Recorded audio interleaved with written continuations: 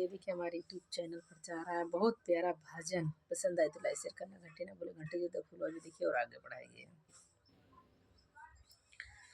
सुखल बगियावा हो पल में पना की गईले, सतगुरु बसल बे आसे राम।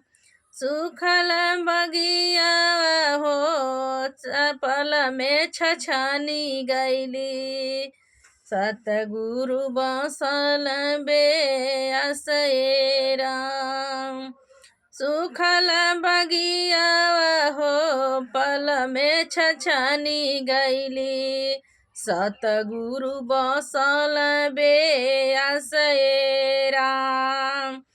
जब हो सतगुरु गईल जमुनावा, जब हो सतगुरु गईल जमुनावा, पल में गंगा जी बढ़ी अलिए राम। जब हो सतगुरु गईल जमुनावा, पल में गंगा जी छछनी गईलिए राम। पिया हो सतगुरु बसल बेअसवा, गंगा जी हो पल में छछनी गईली हो राम।